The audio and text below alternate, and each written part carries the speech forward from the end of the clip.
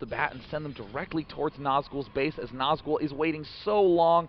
Oh, if Nazgul loses to 4 lings, that would be a very, very tough way to go out. He at least does have 2 pylons up here. Would take a while for 4 lings to chop down these 2 pylons. Going to be chrono boosting a stalker to come out, but that's exactly, maybe he's like, forget about the pylons. I'm going in after the probes, and that's exactly what he's going to do. He's going to immediately bring 6 back. He does stop the mining of that, and is going to try to get in there. We're going to, any moment that stalker is going to pop. These lings are going to have another issue to deal with. Try to take that probe who's on the gas. He still manages to save that one. Great micro as he sends him through the units to pick up those minerals and saves that guy. And these lings, you know, while they looked like they may have been very, very dangerous, so far Nazgul's handled this nicely.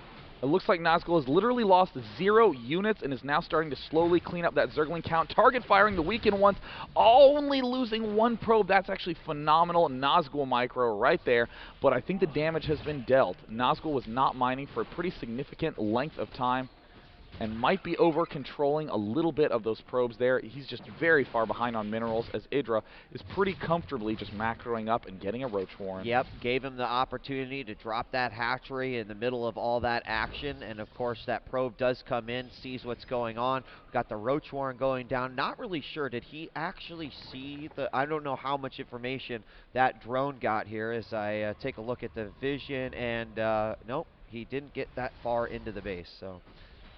I mean, really, if you're Nazgul, you know that your early timing push that involves all those Blink Stalkers relies on speed, and if anything gets in the way of it, you immediately start to feel like the game has already been lost.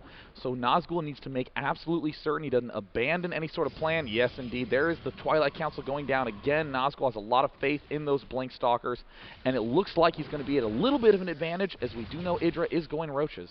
Yep, and the Spine Crawler did finally pop. Zerglings are out, but I think that was pretty smart by Nazgul, putting some pressure on with those Stalkers, forcing some additional units to get made, maybe trying to make comeback with a little bit of, from that disadvantage that he got not mining. Speed is nearly complete, and again, that Twilight Council came a lot later than it did in some of those early games because of that delayed mining. Now, Nazgul would be very wise to begin knocking down these back-destructible rocks. That would help him begin setting up this expansion. He could even get a free Overlord kill. That is, of course, very expected, but Idra is just swinging so far ahead in the food in the resource counting station. 51 food for Idra against 38 for Nazgul. Yeah, and of course you reach that point with the Zerg where they're able to just spit out so many units and change up their composition at will. We've got a bunch of Roaches moving out here. Blink is halfway done. We have more Stalkers coming out. We did add a couple of gateways here. There's an additional one at the front. That's going to make it 4 gateways here, and look at this starting to mount a little area as he is going to be able to deny any sort of expansion and possibly move in here. This could actually be very dangerous for Idra, interestingly enough, because when the Blink micro finishes, he can chase down all these units. The Stalkers are so fast. Oh my god, Idra's going to get the good old Nazgul surprise. And very soon he could be blinking. Oh, it looks like he's very cautiously advancing forward. He's not going to do any mass advancement forward. It looks like Idra is going to try to move up here. He should blink that out, and oh, gets it out in the nick of time.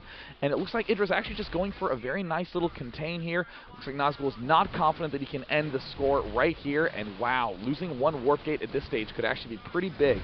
And he does manage to take it down right there. A lot of Lings in the back. Lings are going to come in, try to get this around. They will get off on a few. Great micro, blinking those units back. Roaches can't shoot that far, and so look at the amount that he is saving here as he continues to reinforce over and over. Really exactly what happened in that last matchup. He moves forward. Idra kind of feigns back a little bit, and now he's going after those low health Stalkers, but is it enough? Oh, hello, Roaches. You don't have Roach speed. You are off creep. Idra may have made a key miscalculation there. He is losing a lot of Roaches. Oh my god, there's 2 Overlords that are vulnerable as well. Idra does have a lot of Overlords out on the field right now, but still, any loss at this phase is huge. Idra also misrallying. Nazgul takes advantage of the free kills and is going to knock those Overlords out, and he's going to try to continue to be aggressive. His wall off is not complete, though. We see Nazgul adding 2 more gateways. Nazgul is all in at this point in time. Idra has to defend with everything.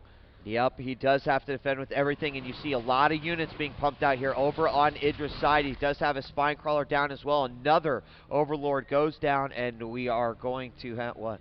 Wow, it looks like another Overlord is also wandering out to potential doom, and like you were pointing out, doesn't want to get any sort of blink up on his own high ground there, and Nazgul is now beginning to continue to warp in, just gently rearranging those units up by the Xel'Naga. And here comes another group coming down.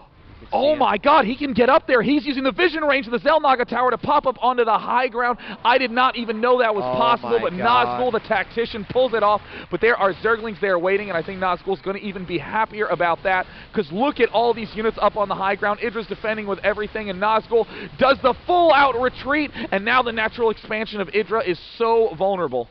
Yes, and they are going to be able to move in through here. Drones are getting picked off.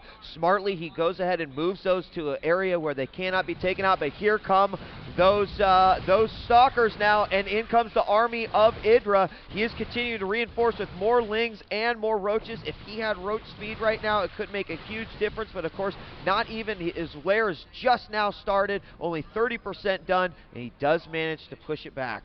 Now, Nazgul did make a little miscalculation. He did blink back every single one of those stalkers, so that is why the aggression stopped. At this point, we see some more stalkers heading to the high ground, and there's some more tasty overlords, and Idra is not actually mining at his natural expansion. Nazgul is looking for any good angle he can. There's a few Zerglings that poked at the front, but Nazgul had some stalkers back for the defense, and it looks like the huge push from Nazgul. Idra tries to ride out to meet the stalkers. He's going to kill this pylon off, but the back door is completely wide open, and Idra's forces are split in half. Idra needed those together. Nazgul actually has a strong chance of being able to crush these forces at the front, and there's the good game! Wow! Nazgul knocking Idra into the losers bracket. A stunning result, and there is the handshake. Idra in the losers bracket in winners round 3. Welcome to the championship. Right. Oh my goodness. Wow, Nazgul, 2 major wins there by Team Liquid. Apparently, of course, after we saw HeyPro and having the match yesterday where maybe he didn't quite play at the level I think people expected him to do, but coming back with a major force, we saw TLO eliminate Torch, moving on, Jinro dropping Sock down to the lower bracket, actually Torch dropped the lower bracket as well, and then Idra, the guy who won the last MLG DC event, dropped down to the lower bracket. Of course, he's got to walk away from this, knows what he's got to do in order to climb his way back. Who knows what his road's going to be like, because there are so many great players still in this competition. Again, Unbelievable. probably 6 or 7 rounds for all the players who were knocked down in winners round 3. There's a full 10, I even think 11 games in the losers, or 11 rounds. And don't forget about Liquid Tyler, too, who did knock down Oxlaw. Of course. We'll be back with more winners and losers bracket action here at MLG Dallas at the championship. I'm Day 9. And I'm DJ Wheat. We'll be back with more after this. Don't go away.